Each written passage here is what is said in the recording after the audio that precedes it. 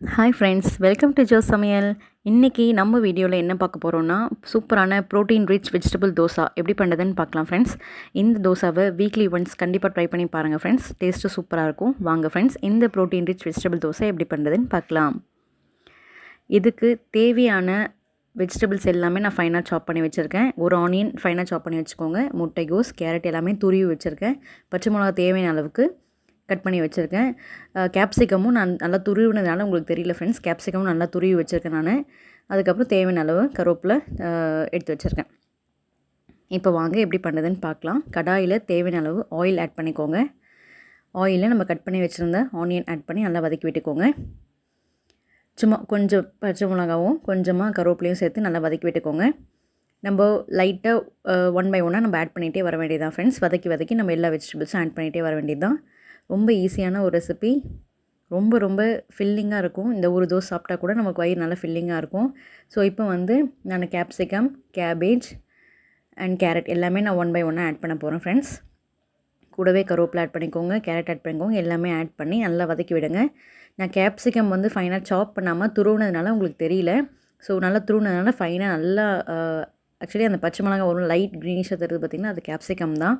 நீங்கள் இந்த மாதிரி வேண்டாம் அப்படின்னா நீங்கள் குட்டி குட்டியாக ஃபைனாக சாப் பண்ணி கூட ஆட் பண்ணிக்கோங்க. ஸோ நம்மளோட விருப்பம் தான், எப்படி வேணால் ஆட் பண்ணிக்கலாம். தேவையான அளவுக்கு இந்த வெஜிடபிள்ஸ் தேவையான அளவுக்கு உப்பு ஆட் பண்ணிக்கோங்க. இஞ்சி பூண்டு ஒன்றும் பாதியமாக தட்டி வச்சுருந்தேன், அதையும் ஆட் பண்ணிக்கோங்க. கொஞ்சமாக சீரகம் ஆட் பண்ணிக்கோங்க. 1-2 மிளகு, முழு மிளகு ஆட் பண்ணிக்கோங்க. இப்போ ஜஸ்ட்டு ஒரு குட்டி ஸ்பூனில் பெப்பர் பவுடர் ஆட் பண்ணிக்கலாம். ஸோ நம்ம ஆல்ரெடி பச்சை மிளகாய் வேறு ஆட் பண்ணியிருக்கோம். ஸோ பெப்பர் பவுடர் உங்கள் காரத்துக்கு ஏற்றப்பெல்லாம் நீங்கள் ஆட் பண்ணிக்கோங்க. ஸோ இப்போ நம்ம வெஜிடபிள்ஸ் எல்லாத்தையும் நல்லா மிக்ஸ் பண்ணி விடுங்க. இல்லை நீங்கள் டொமேட்டோ ஆட் பண்ணிக்கலாம், பீட்ரூட் ஆட் பண்ணிக்கலாம். அந்த மாதிரி உங்களுக்கு என்ன வெஜிடபிள்ஸ் வேணுமோ, பீஸ் இருந்தால் கூட நீங்கள் ஆட் பண்ணிக்கலாம். உங்கள் விருப்பம் friends. But carrot, capsicum, cabbage 3மே கம்பல்சரி. இது 3 இருந்தால் தான் நல்லாயிருக்கும்.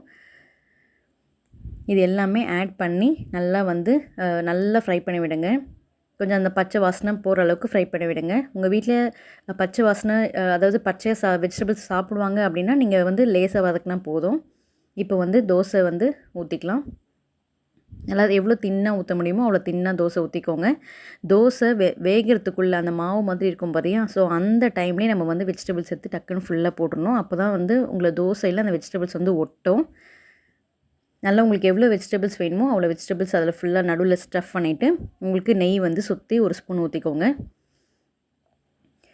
ரொம்ப டேஸ்ட்டு சூப்பராக இருக்கும் ஃப்ரெண்ட்ஸ். கண்டிப்பாக இந்த தோசையை வாரத்தில் ஒரு நாளாவது ட்ரை பண்ணி பாருங்கள் ஃப்ரெண்ட்ஸ். நீங்கள் ட்ரை பண்ணி பார்த்தீங்க அப்படின்னா ப்ளீஸ் எப்படி இருந்துச்சுன்னு கீழே மறக்காமல் கமெண்ட் பண்ணுங்கள் ஃப்ரெண்ட்ஸ். நம்மளோட வெஜிடபிள் தோசை சூப்பராக ரெடி ஆகிடுச்சு. நெக்ஸ்ட் தோசை நான் இதே மாதிரி ஊற்றி காமிக்கிறேன்.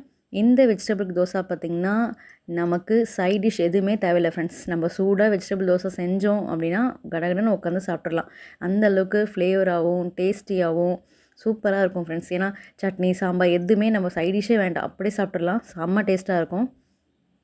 நெக்ஸ்ட்டு எக் வெஜிடபிள் தோசை நான் ரெடி பண்ணிகிட்ருக்கேன். அதே மாதிரி தோசை ஊற்றிட்டு எக்கு ஒன்று உடச்சி ஊற்றிட்டேன். அதை ஸ்ப்ரெட் பண்ணி விட்டுட்டு இப்போ நம்ம வெஜிடபிள் ஸ்டஃபிங் ரெடி பண்ணி வச்சுருந்தோம் இல்லையா, அதையும் எடுத்து நான் ஸ்ப்ரெட் பண்ணி விட போகிறேன். ஸோ ஸ்ப்ரெட் பண்ணிகிட்ருக்கேன். ஸோ நல்லா ஸ்ப்ரெட் பண்ணி விட்டுட்டு ஆஸ் யூஷுவல் உங்களுக்கு எண்ணெயோ இல்லை நெய்யோ எது வேணுமோ நீங்கள் சுற்றி ஆட் பண்ணிக்கோங்க. ஒரு சைடு நல்லா வெந்ததுக்கப்புறம் திருப்பி போட்டுக்கலாம்.